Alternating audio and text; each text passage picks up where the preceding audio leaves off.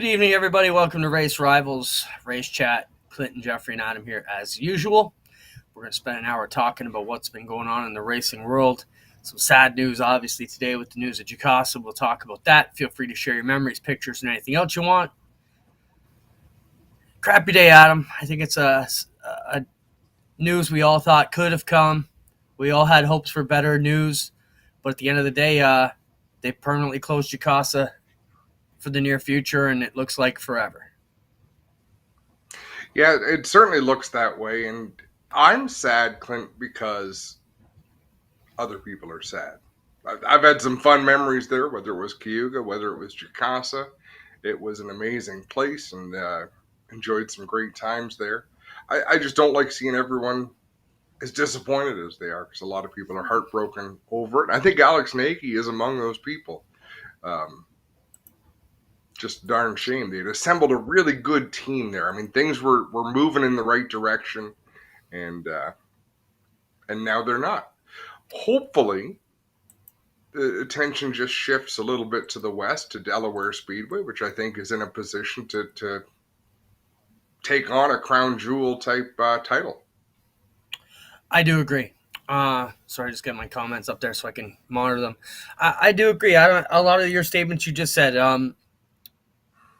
Let's talk a bit about a couple things you just mentioned and go back on our history with Jukasa and Cayuga previously. I mean, you and I have seen it in a few of the iterations over at least what could we consider our career years, because there were a lot of years that were amazing at the place before it was ever before we were ever old enough to have ever taken part in, other than as a fan or as babies. But I agree. I see a lot of response. People who are upset. First off, Alex. Man, he's got to feel like it was his baby, seen it through the rebuild, brought some great events to fruition. I kind of am the same way with Glenn. It's very rewarding to take someone's vision and make it happen and watch them be proud of of what you guys were able to accomplish together. So I did listen to their Wingnut Sports podcast with Alex and Luke today, and Alex did get emotional on it, so if you get a chance, check that out. We're looking at some footage from our last visit there, and some of the comments came in today, Adam. Greg mentioned it was cool that the three of us got to call the last ever race there. Not cool that it's last ever, but that we were a part of that, and I thought, wow, that is kind of interesting for our personal history. I thought it was cool that G-Force was able to capture the last few times we were there, which was awesome too. Just a lot of, I'm happy that we were able to get these images. But man, yeah, I think you nailed it. There was the best was yet to come. Like they hadn't scratched the surface yet of what that place was going to become. From the walls in, the place was a 9 out of 10. From the walls out, I don't want to give it a grade because it was a work in progress, but there was more going to come. It was going to be even better than it was. And we'll make new memories. It's still racing. It's still going to be awesome. There's still a lot of venues hosting races, so it's time to focus on that and put as much positive energy into that as we can. Okay, but we got an hour show to fill here, so we're going to have to dwell on this a little bit more. So for the viewers here, throw this in. What's the best race you've seen at that, whether it was Jukasa or your greatest memory? Share whatever. Talk about the place. Talk about what it means to you. I spent a lot of time there, Clint, as a kid. Well, even back to our personal association, the only time I've ever seen you race a car was at Cayuga Speedway years ago in the hobby car. Is that right? I think about Nancy Slack had a comment today. Grandpa Slack's crying upstairs. You can imagine what the Slacks feel if it truly is the end of the legacy of the Speedway, which it appears to be. Julie Martin is saying, what's going to happen to the place? Other questions. Is it a real estate development going up there? I mean, it's all speculation right now. Nothing official has come out, but all indications lead that they're going to expand the marijuana farm next door and push that over. But that's all speculation. Nothing official has come out. But if you follow the real estate news around there, it was recently purchased for millions upon just less of billions of dollars. And let's face it, that industry makes way more millions for the stakeholders than racing ever will at Jukasa. But I think a couple things you said, Adam, you're right. They were just scratching the surface. We know they had a lot of plans for the outside, behind the bleachers, new bleachers, big events still to come. You know, it didn't get to reach its potential, sadly.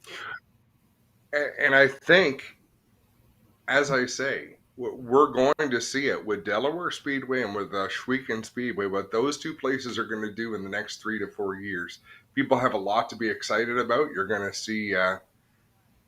see some amazing shows, some amazing events. But we've seen, man, there's been some beautiful places built and shut down. Kawartha Speedway, and things that you don't always think about, but we should. The quality of the lighting at Kawartha Speedway and Moseport Speedway were second to none. Of course, Jukasa comes along and it raised the bar even more, but those are 3 racetracks with the best lighting in North America, probably, and they're all 3 closed. Yeah, I'll read you a text that I sent out today. So at 11:35 this morning, I said, "Hey, Alex, I'm sure you're having a crazy day on the phone, but any chance you can Zoom with us between 8 and 9 to talk?" He said, "I appreciate it, Clint. It's just too soon." So we'll respect that with Alex, and I hope to have him on in the coming weeks. So we appreciate Alex getting back to us and letting us know the timing ain't right yet. And I'm sure when Alex is ready to come on and talk, maybe we'll have all the answers we don't necessarily have right today. So, I think about a lot of the upcoming racers, Adam. That's the other comments that I saw today where I never got the chance. A kid like Kyle Steckley, who won his race and grew up there and was like, man, I can't wait to get my shot. And now it's not going to happen. No, there's definitely going to be that. And Cayuga Speedway, it was up in the air for a while, right? When Cayuga closed and was brought back to life. So never say never. Build new memories. And for some reason, I'm not devastated. I appreciate all that we had there. You and I got our big break there back in 2001. That led to me getting an opportunity with Joel Robinson on pit road for CASCAR race at Peterborough Speedway. It led me to be hired by by Richard Coughlin, working for Tony Novotny to do CASCAR. And then when NASCAR came along to travel with that series.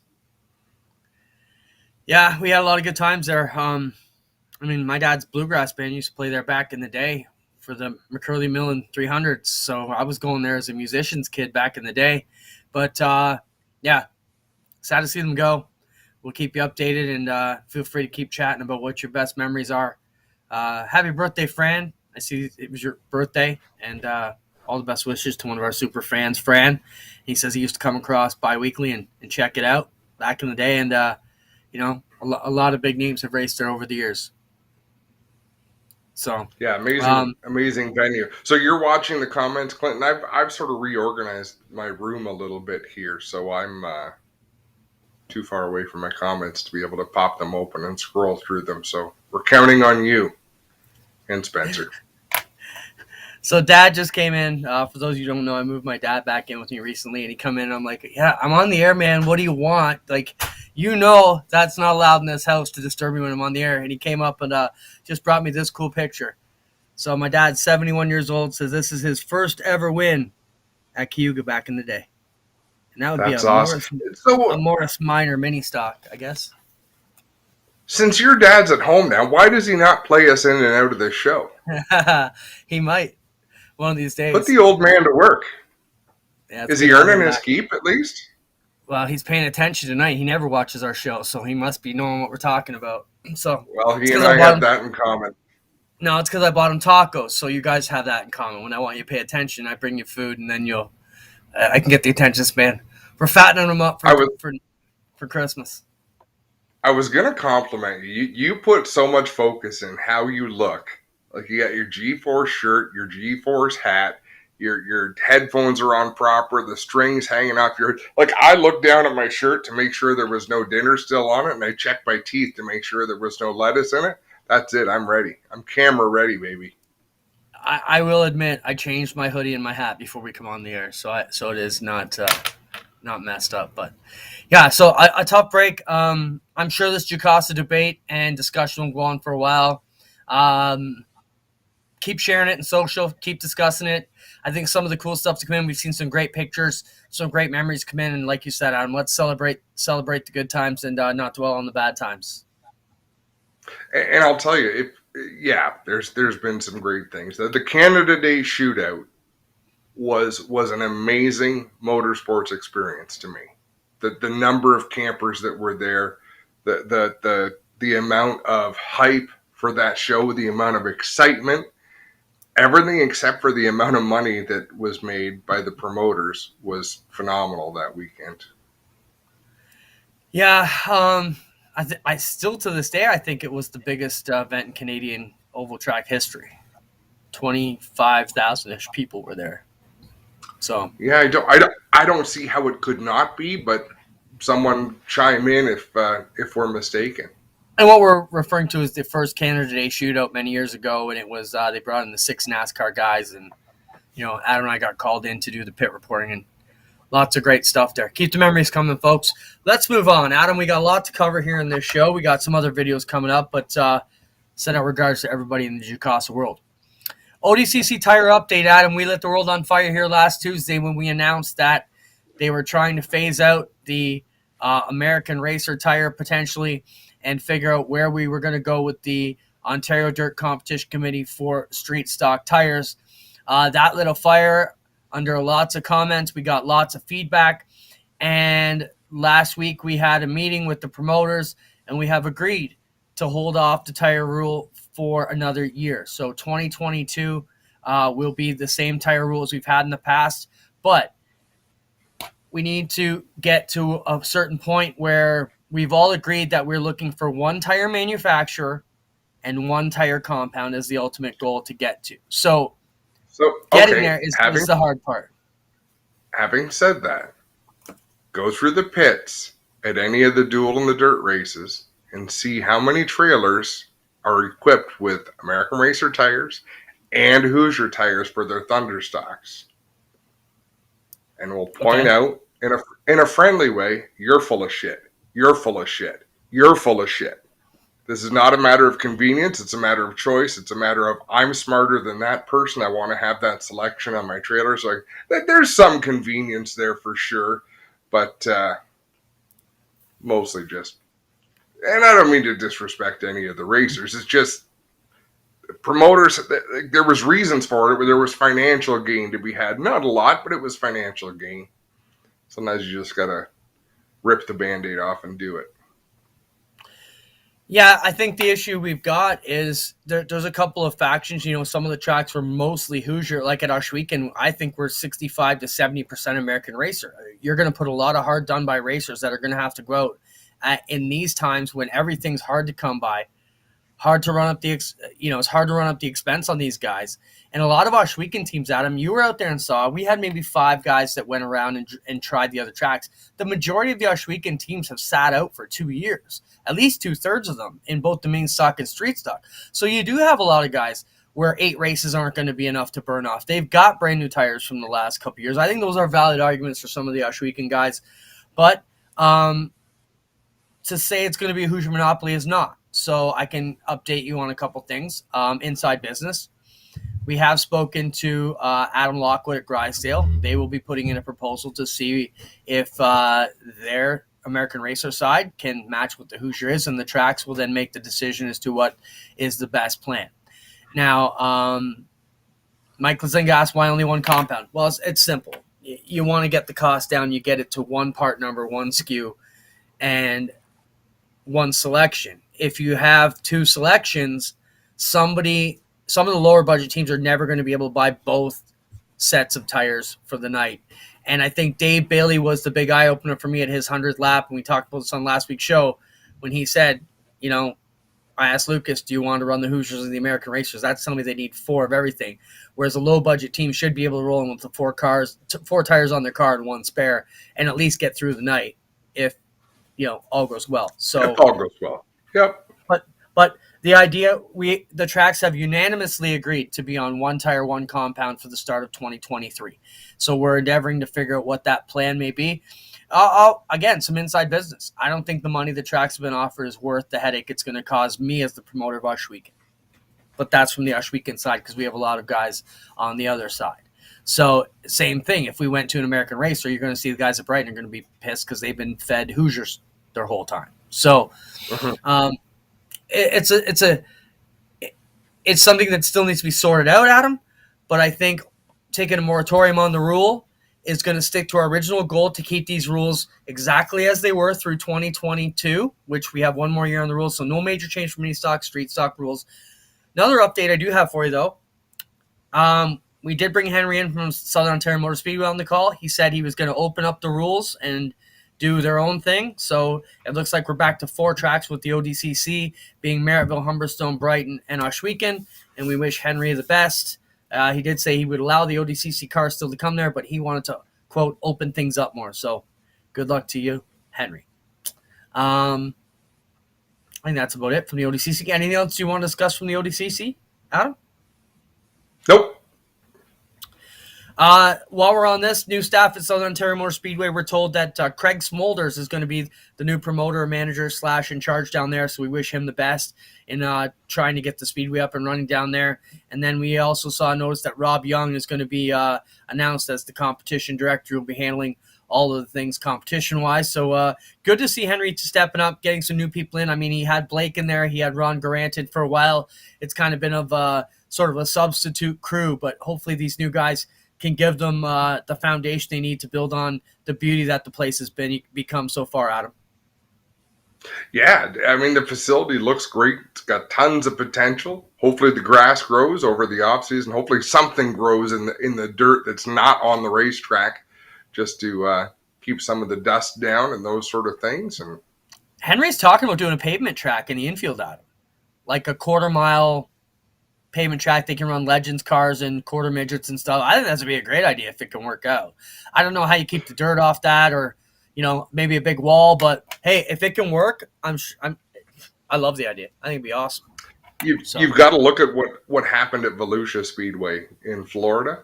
They had a lot of problems running the asphalt track with the dirt track right beside it just because of the conditions. Dirt blowing over onto the asphalt track and causing some issues that way.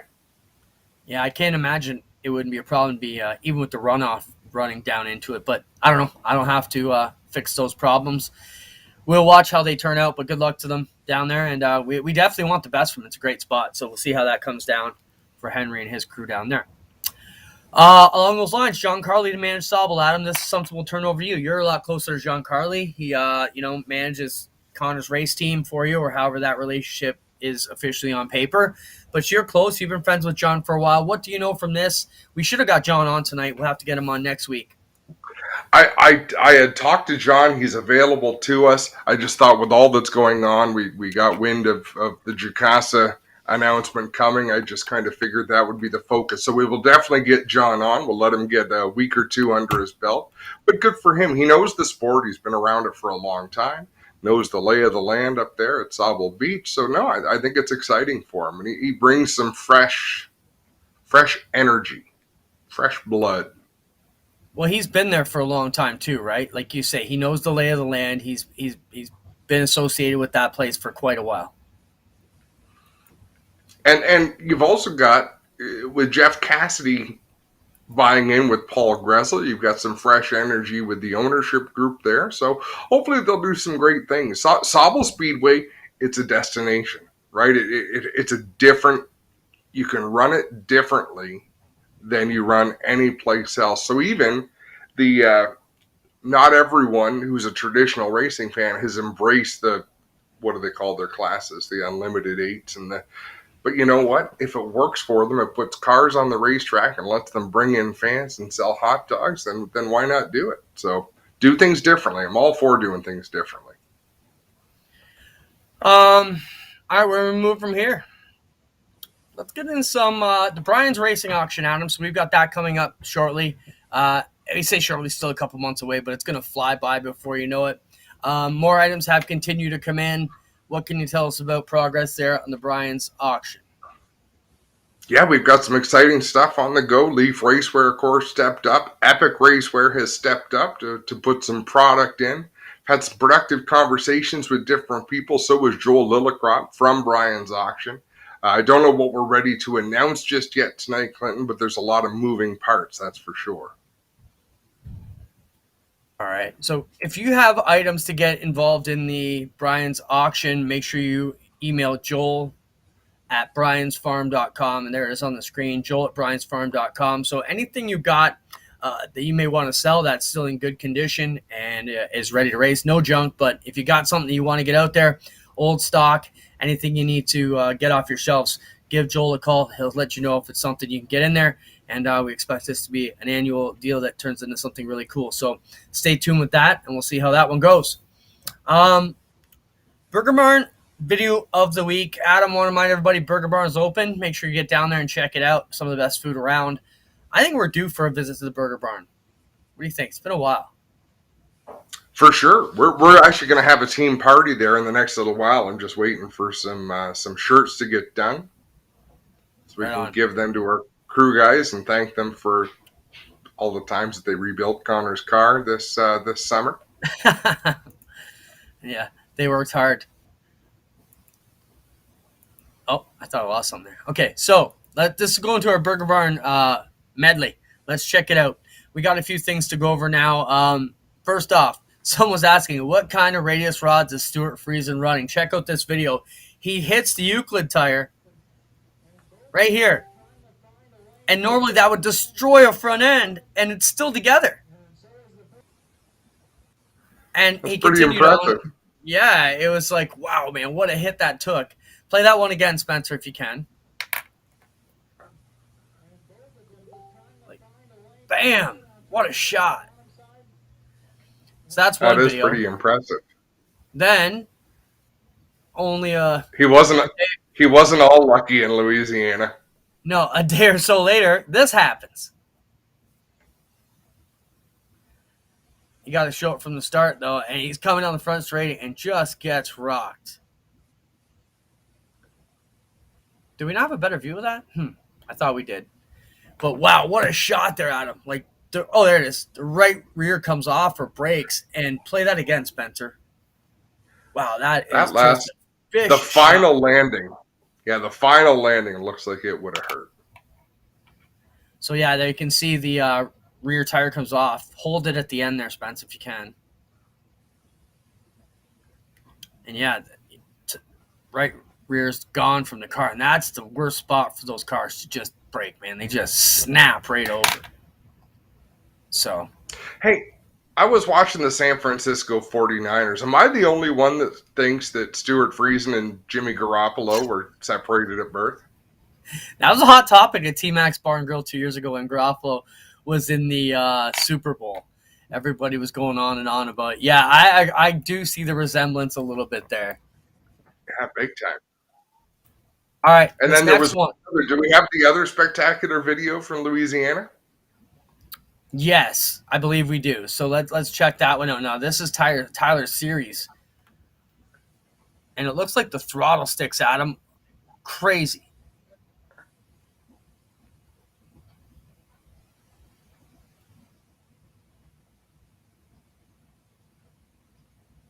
Yeah. Wow. Like, it's almost comical. Like, it's almost not real. And there was music set to it, but for our copyright infringement issue, we couldn't play the music. It was set to the good old boys, and just fly, man. But Siri was okay. What a vicious wreck that looked, though, Adam. Good to see these guys get out and be okay. And thank goodness no fans were hit. Like, when you fly off a racetrack at that speed, you don't know what you're going to find. Show that again, Spencer, and let's talk about that and think about that. You know, as that car is launching. Yeah, like, where is that car? Oh. Yeah, I mean, if I just think about Merrittville at turn 2, or Humberstone at turn 2, or Oshweekend at turn 2 getting hurled down there. Oh man, it's just crazy. Yeah. Or even Yeah. coming out of Oh, 4 at any of those tracks. Oh my goodness. at Oshweekend, we always used to park there between 1 and 2. Like you'd Yeah. easily be out in the parking lot. I think when Mike Ling went over the fence backwards, cleared the scoreboard out there, that's when we stopped parking them that way. But obviously a hung suspension or something, or hung throttle, I should say, there for Tyler Seary got him up out of the park. All right, let's move on to your trophies out of tune. So the race at a track called the Rev down there on the swing. And I don't want to throw stones, but as a guitar player, hence right there, and someone who's brought up a musician, the trophy. Show the trophy, Spencer. So this is the trophy for tonight. Now just leave it up while I describe it. So you got an old beat up guitar. Might even be brand new, but no brand new guitar comes with no strings on it. So you've got a guitar with no strings on it, with a bunch of stickers slapped on it. To me, it's a horrible trophy. It's the equivalent of having a broken hockey stick as the prize for a baking contest. It just makes no sense to me. Now, as a guitar player, if you hand me that, the only thing you're going to get with that is a honky tonk over the head, because that is a piece of shit. I'm sorry. You've handed me a piece of shit. You might as well have shit into a napkin in my hand and given it to me. Because as a guitar player, what are you giving me? It's terrible. So I love most of the stuff they're doing down there with BD Motorsports, but that trophy or whoever's behind it, it's insulting to guitar players everywhere. I had to say it. And it pissed me off when I seen it. Is that okay for me to say? Man. No, It's true. not at all. It's completely out of line. But it'd be like giving someone a broken something. That's a broken piece of crap. You're handing them for a win. Anyways, I won't dwell on it. Fair point. Point made. Anyways, that was just we see lots of stuff going through social media throughout the week, and we just have a futures file we just keep pumping it into, and on show day we come back and pull it out and try and clean it out. Anything can happen. Oh man, what is this about now? Oh yeah, okay, so check this one out, and this is a freak accident. Sprint car driver has a vicious wreck, and so this is the wing tree. So this is the back of the support that holds up the back of a sprint car wing. In a vicious wreck came loose and pierced the back of the helmet. Now, the driver was okay. A lot of blood involved in that. As you can see, the balaclava. This was all shared with the blessing. Right. Let's be cautious about the term okay. Because if I put my balaclava on and it's white, and when it comes off at the end of the day and it is red from blood soak, I'm not okay. I might have survived, but something has put a hole in my head. That's what blood comes out of your head when you put a hole in your head. If you don't put a hole in your head, the blood stays in it. I'm trying to find back to where it was, so I can give you the write-up and the article here. Of course, it's not coming up when we need to. So the driver survived. Yep. The injuries were not life-threatening. So there it is. Dallaston Motorsports 65 post. Basically, when it gets down to the end, unfortunately, freak circumstances saw the wing tree break in half and penetrate the back of my helmet. I felt a knock on my head, but was conscious enough to get out of the car upon removing my helmet. I realized the injury was worse than a bump to the noggin. Thankfully, crash crew, paramedics, and the doctors and nurses at Mariba Hospital took great care of me.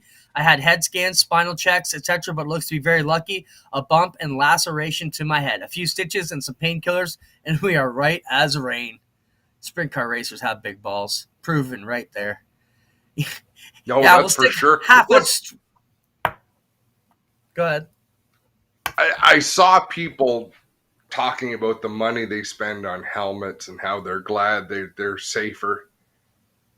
If something like this, if a projectile comes at your head and you are wearing a helmet, it's coming through, right? Like there's good to spend that money on protection, but let's not assume that this racer did not. There are things that a helmet will not stop. You're absolutely true.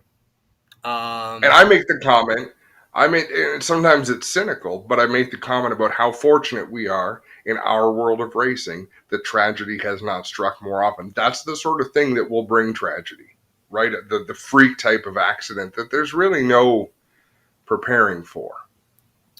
No, you're right. Um, just good to see them make it out, man, and we can all learn from this. You're never safe in this gig. We know that, and it can happen to you in the stands. It can happen to you in the infield. Thankfully, we all love it to take the risk. Um, moving on from that, I have sent out a Zoom link to John Carley. So if he feels like joining us in his round, we'd love to have him join us here and chat tonight, since it's a hot topic right now. And he can give us his thoughts on what's going on at Jukasa too. John spent a lot of years there, as well as a fan and racer, as we know. New England Big Block Super Modified Series for the Super Mods down there, Adam. This was a story that I caught up yesterday, going to a 572 crate engine from Chevrolet, getting away from the open supers and regionalizing this series. And to me, I thought it was interesting that they're getting involved. And it's the guys that are behind the Pass series for the late models in the States. And they said, drivers didn't want to travel anymore because the cost of fuel and hotels. And the ISMA Tour was losing 2 drivers a year simply just from, gas and fuel costs. And I thought it was interesting, Adam, that to save a series, they're going to back things up and regionalize it. And it's kind of what we've had to do with the 360 sprints. We're getting talks to go the Knights of Thunder to Quebec. I don't see it working down there. We're just not going to tow a car count down there. You know what I mean? It's not going to be good for them. It's not going to be good for us. But some of the things that I thought about this were interesting. Your initial thoughts here, and I'm going to try and find the one point I wanted to make here. I think it's a great idea. Homegrown talent, homegrown shows. And I was talking to Mark Samet a couple of weeks ago when we had that Herbsville karting reunion. He talked about races up here at Delaware and even at Cayuga, where between him and Brad Lichty, they brought half the cars to that race. So you draw a race with 13, 14 cars, and they're all coming out of Ontario shops. Something needs to be done. And really, that something is probably not to bring them back. It says, the new series is looking to bring big block modified, super modifieds to more local tracks more frequently and help create a better outlook for an otherwise struggling division. They'd be racing at famed ovals like Thompson, White Mountain, Thunder Road, and Oxford, creating no more than a 4-hour commute for any competitor. And the savings on hotel rooms, fuel bills alone will create extra dollars for more competitors. Also, with a cost of an engine at $16,000 total for a super. Now, hang on one. Are these super modifieds or super late models? Super modifieds. Really? That sounds like super late model country.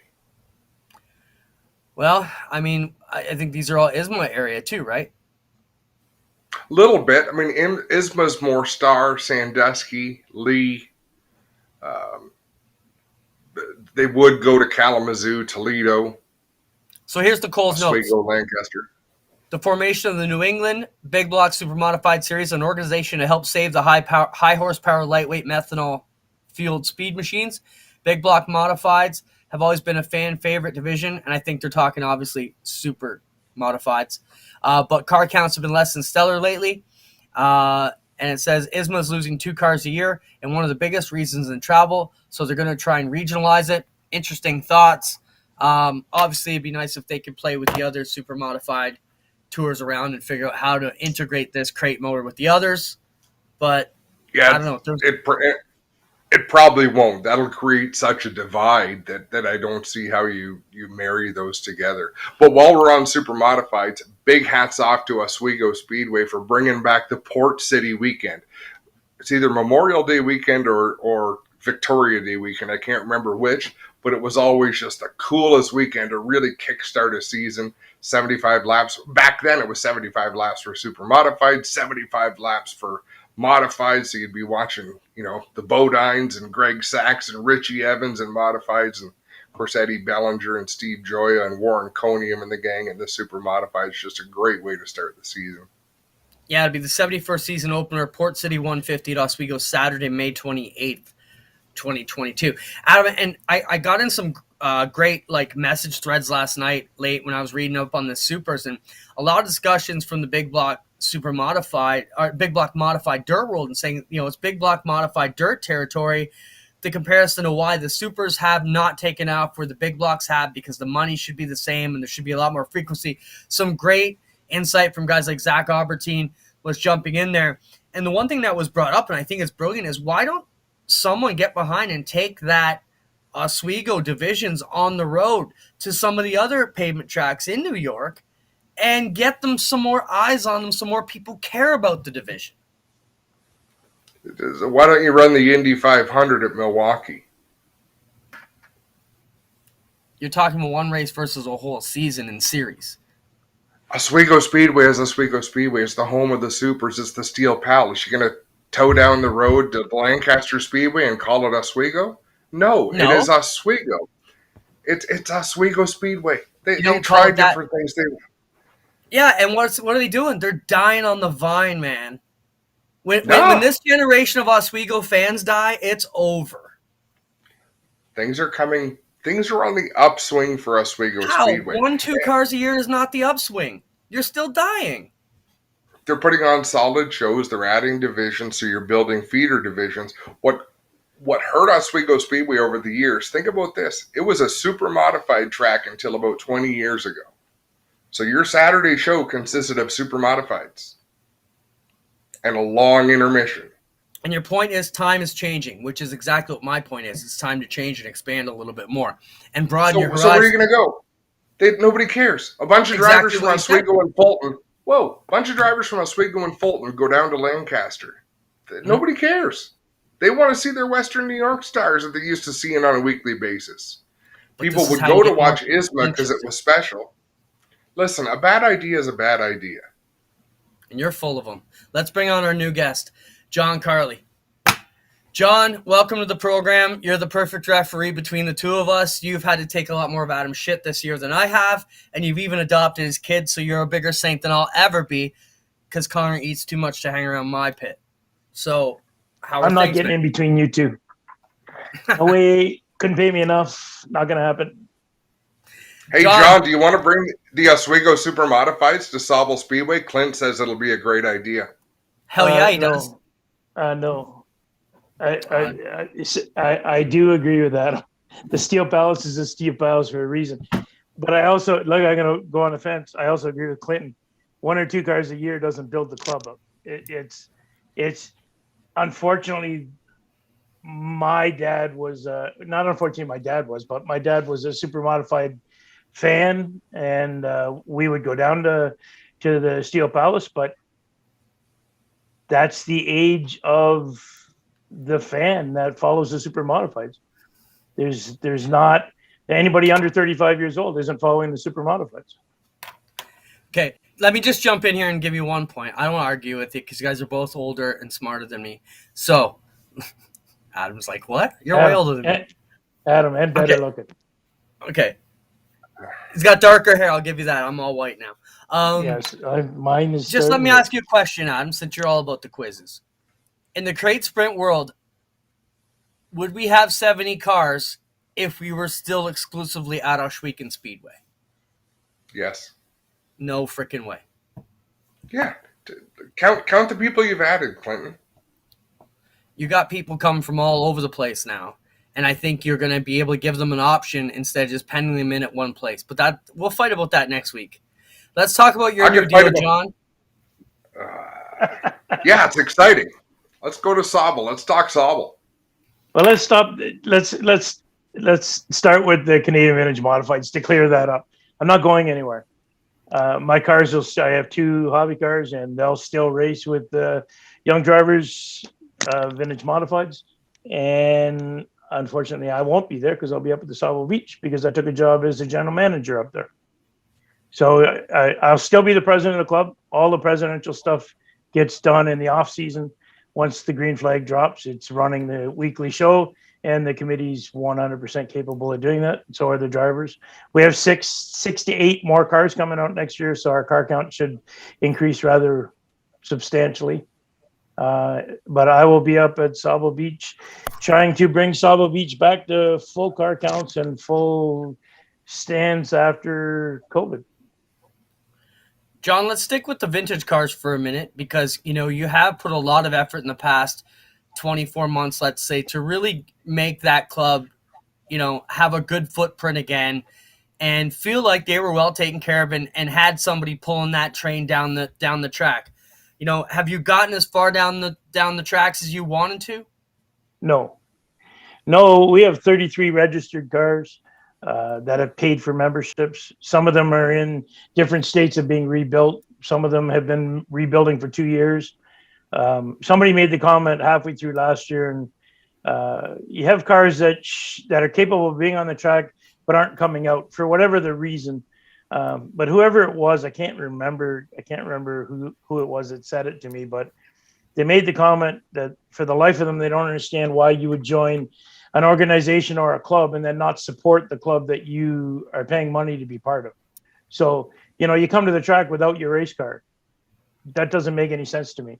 You get paid $125 to finish last in the feature. Come on out and do some laps, get some laps under your belt and get paid to be there. It doesn't make sense to me that you would leave your cars at home. But I've stayed on the phone. I've still talked to people, and we're looking at having better car count. My goal from the start 2 years ago was to have 24 plus cars at every show. I understand the first year we had 23 opening night, and then dropped off throughout the year. This year I think our highest was 18 or 19 cars at one show, but we averaged out with 14 cars per show. So it's still a work in progress. We had 6 races in a row this year that hurt, but we got a strong committee. We got a strong club. We put it out there. Anybody needs help to reach out to us, and between the committee and other people in the club that are willing to help, we'll come out and help you get your car together so you can come out and race. And we're staying at Flamborough. I clear that up too. Flamborough Speedway, we've made a commitment to stay at Flamborough Speedway. There'll be no non-points races at any other track in Ontario or the States. We are Flamborough track to build the base back up until we get 20 plus cars. We said from the start that when we get 20 plus cars, we can do a non-points invitational at Delaware or Sunset or Sabal going forward, but that's not going to happen this year. We're still not up to the car count we need to be. John, what sort of things can you take from leading a successful racing club up to your general manager position at Sabal Speedway? Have you noticed already that things are a lot different, or do you see more similarities? No, similarities. But be clear, I didn't leave the Canadian Managed Modifieds. I'm still president, and I still own 2 cars. So no, I haven't left, but I hear what you're saying. I start officially December 1st. We have a drivers meeting up there on November 27th. We put it out that we're having the drivers meeting. We forgot to put out that because of COVID, we're in a building. You have to be vaccinated to be part of that meeting. So we're going to lose some teams, not as racers in the season, but we're going to lose some teams that aren't going to be able to come to the meeting, to the pre-registration meeting and get their headshots and their car numbers or whatever we need to do there. But I haven't got full blown into it. Joe Chisholm is stepping away as general manager. He's staying on his sales. So he's going to kind of walk me through the year on what I need to do on a weekly basis, what I need to do at the end of the year, which is now, do town council, set the schedule, hire the staff that needs to be hired for next year. All of those things have to be done between now and May and June. We start practice the first weekend in June. So it's a learning experience, but I'm looking forward to it. I think I can take a lot of stuff that I did with the club and bring that into what we're doing at Sabal, to help build the car count up and build the fan base up. Quickly off the top of your head, what's one or two of those things you got in mind, John? I'm sure when you came to talk with the ownership group, you must have pitched them a couple things. What did you get them excited about? Happy. When you come to work, if you're working at the track, smiles. It's all about you in 22 is what I keep saying, about the fan and about the competitor.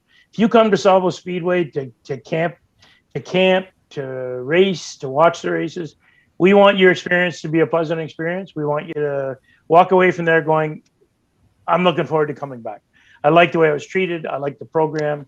I like the car count. I like the atmosphere. We're going to come back.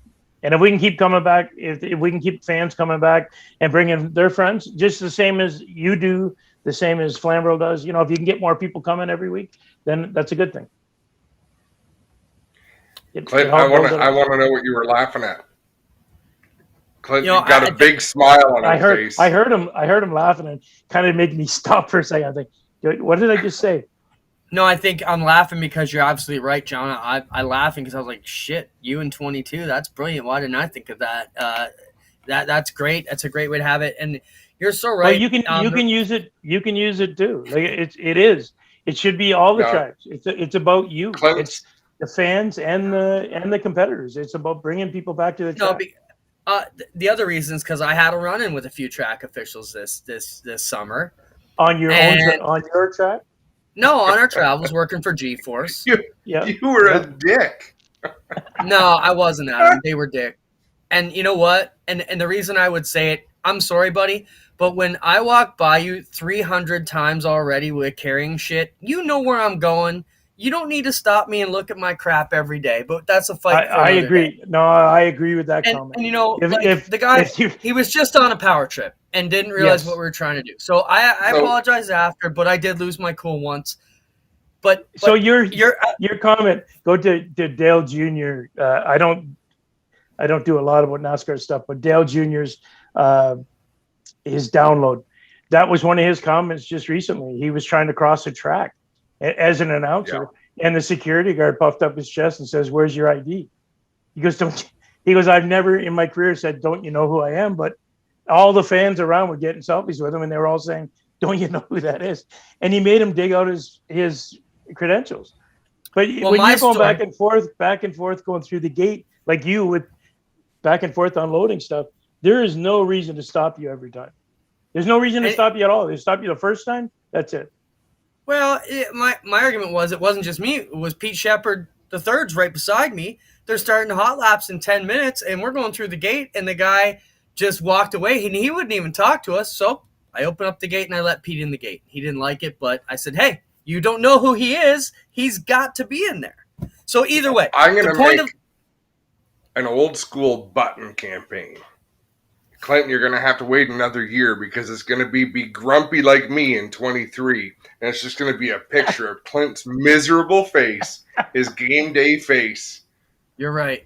I'll give Adam that comment. Your game day face, anytime I've come, because you've invited me to the track, and I've come, and I'll bring people with me. And it's like, oh, we can't wait to get there.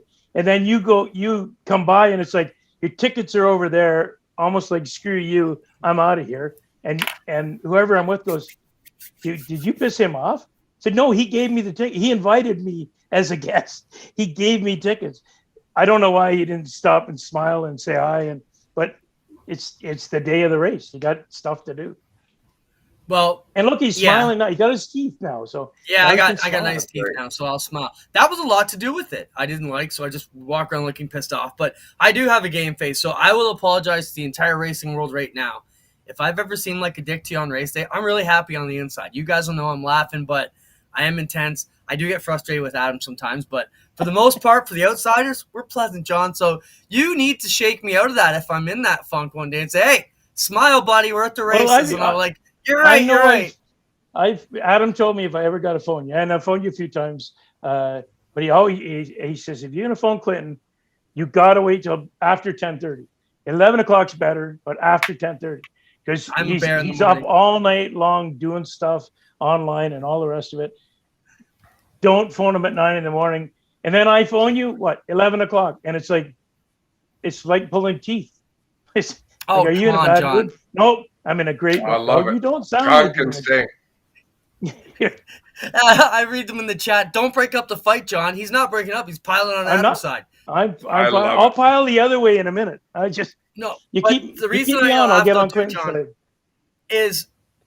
reason I got frustrated in that instance is you can't just come barking at everybody, and that's the biggest thing I have tried to instill at Oshweekend Speedway, from our officials to the gate people to the concession people, is lead with a smile. Even if they're 100% wrong, lead with a smile and explain to them politely why. We have to be. You better hear them. Yeah, you gotta hear them. They just want to be heard. That's it. And the customer's not always right.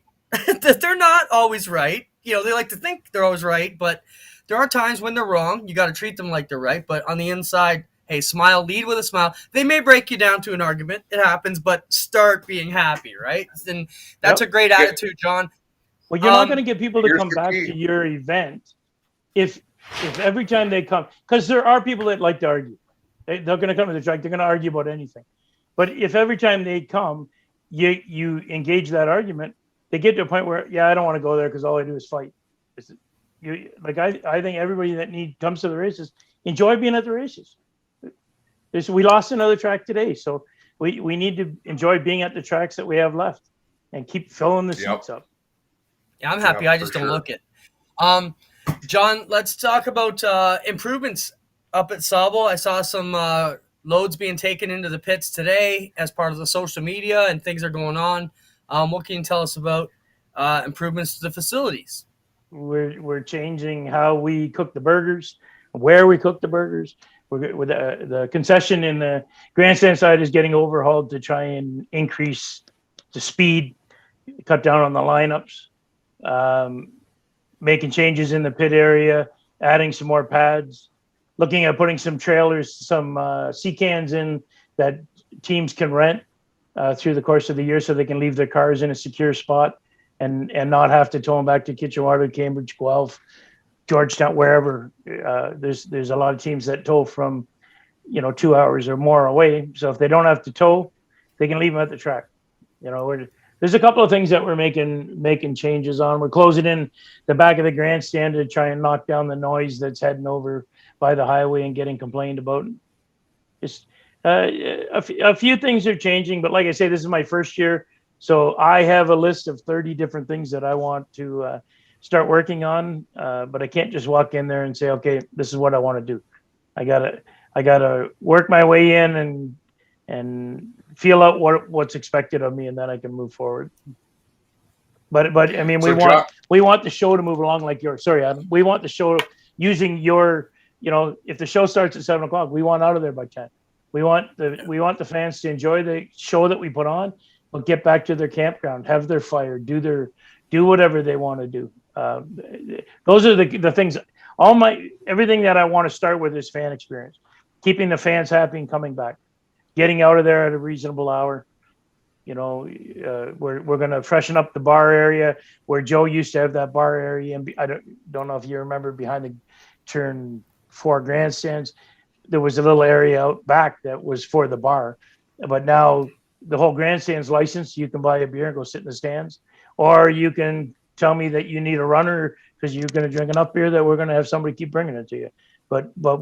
Or you can go down and sit in that area. I want to put a monitor up there. So if you want to sit in the bar area and just watch the monitor and talk to your friends, it's all about the fans.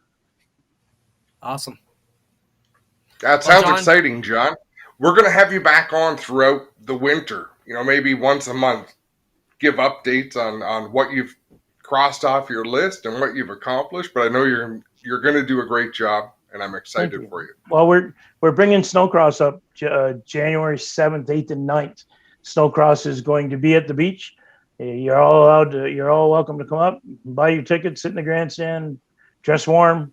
No running water. There'll be outhouses, but there's no running water. All the pumps have been shut off for the winter, but the bar will be open. The concessions will be open.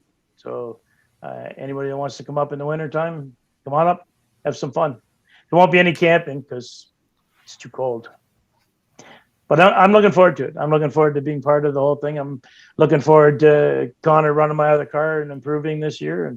And Mike Westwood's going to run the other one, and he'll improve. We won't have the bad luck that we had last year. And everything will be good.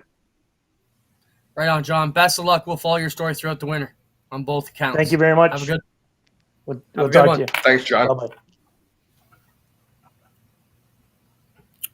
All right. Let's move on. John will always tell you. Yeah. John will always tell you what's on his mind. That's the fun thing about him. Let's move on to something you said last week, Adam. Denny Hamlin will never win a championship. And then the meme comes out the next day. Show it, Spencer. Denny Hamlin quoted in the 2034 championship. Well, we came up one short again for the 2034 championship. We'll get him next season. What do you think, Adam? Can your logic hold true? Yeah, oh yeah. All right. There's UPS not much. driver. There's nothing to add to it. There's nothing to add to that. I'm going to stand behind my statement. UPS driver saves the day. Check out this tweet. Blake Naylor says, my UPS driver is the greatest of all time. As he's delivering today, I walk out. He says, quote, wasn't sure if you're home, but it's at the shop door. I don't know if you noticed, but I've been sitting your race car stuff at the shop so your wife doesn't see how much is coming. Not all heroes wear capes. I thought that was awesome. That is awesome. Got a UPS guy who gets it. Doesn't want you to get burned. That was cool. Last lap wreck. Adam, you sent this video in. Yeah, before we show this, I don't have to win every argument. I don't have to, but I do. No, you don't. You guys come up with these thoughts. No, we're going by transponders. That's just how it is. That's how it's written in the rules. Tell me you're going to score this by transponder finish, or you're going to look and see how they cross the line.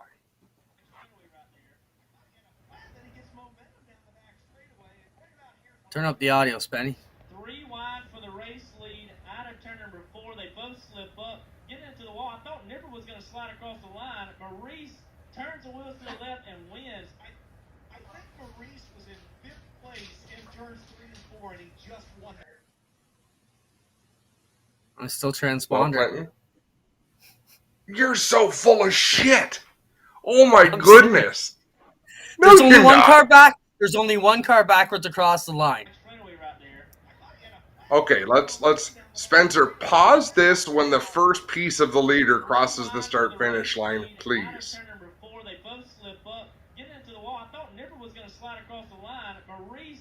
Okay, so you got your one leader. Right there. Second car. So first and second are clearly across the line, right?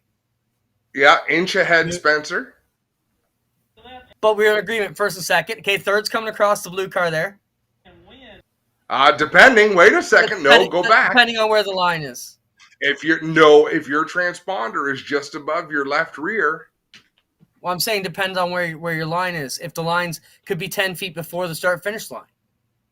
Right, but if that one car is spun around backwards and you're going across the line at almost the same time, the car going backwards the transponder is crossing the line well before the car going forward. So you think a hand scorer is going to be able to sort that mess out in real time? There's no way in hell. No, watching this video just like this is how you do it right. Yeah, well, anybody can armchair quarterback it when you can rewind it 300 times, you dork. That's what you do. That's what you do to get it right. You don't just say, oh, nope, we're transponder. We score with transponders. I don't want to. Okay. No, watch the damn video and get it right. What do you do at Brighton or Sabal or Sunset or Flamborough? These places that don't have video.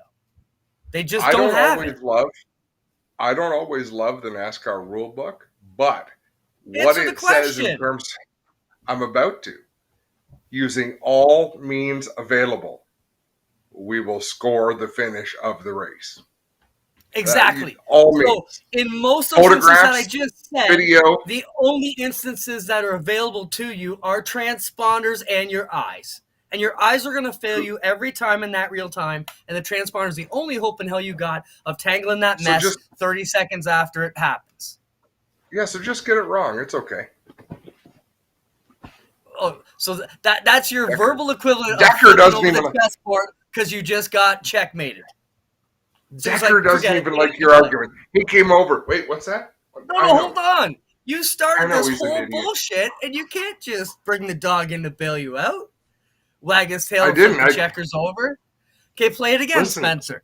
You use all means necessary to determine the What finish. means do you have? You don't have means. Officials, flagmen, first, second. You know what? I guarantee.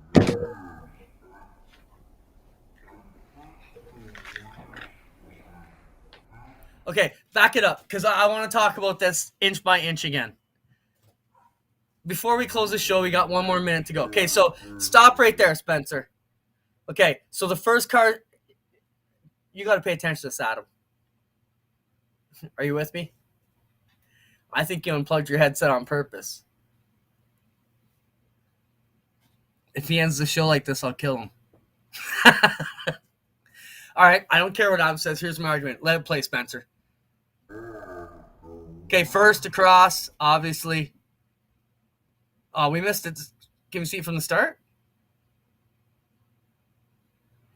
We did lose Adam, no doubt. All right, well, here's my argument. This is going to be perfect. Here's my thoughts in closing. And maybe I'm wrong. Yeah, let's hear your thoughts. Yeah, You're here we wrong. go. Okay, so the first guy's getting across. We're in agreement there, right? Yellow wheels, he's through. Yep, winner. He's through. Second place skids across. Okay, stop it there, Spencer. Third place, we're going to call the blue car. Let's call the pole just to the left of the flag stand for shits and giggles the line. You agree to that? Good thinking. Yep. Okay, so go, Spencer. Okay, right there. Tough Blue car. go. Blue car, yeah. And then the next car, okay, he's going to skid across backwards, but his transponder is still going to cross the line, so that car gets the spot. So transponder's right through there. Then you're going to sort these three that are all crashing together based on their transponders. So I would say the car on the inside, black car, then white car, then the last guy. And that all would have been decided off transponders. That photographer never stopped shooting. That flash is still going off. My point is, don't make black and white rules when racing doesn't happen in black and white. It happens in Technicolor. I'll give you that.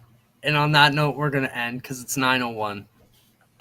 I gotta watch The Voice. I gotta see who's voted off the island. Adam's had it off to Fantasyland. Thank you, Spencer, for everything. Hey, I got a thought today. We have all these other guests on. Are we ever going to get Spencer just pop up in a window like Baba Booey does on Stern? Like, how come you can't just join us and say hi to the viewers, Spencer? Ever? Have you seen Clinton? Won't even respond to me either. It's not The Masked Singer. What's that show that they have on now where the singers have avatars? I think alter ego? Yes. I think Spencer could come on if he was like that. And we should design. So my kid asked me if she could redraw our Rivalz avatars this week. I said, absolutely, we would love that. And I'll get her to create one that Spencer can, when he talks, his mouth will move and look like he's an avatar for us. But if we do that, Spenny, we get to make it look however we want to make it look. If Brad Pitt and George Clooney had a child, he would not look anything like Spencer. And now he comes back in. Well, see, if you don't talk to us in our ear, we're going to talk bad stuff about you. Thanks, everybody. It's been another great week. We'll see you around. Thanks, Spencer, for everything you do. Take care, everyone.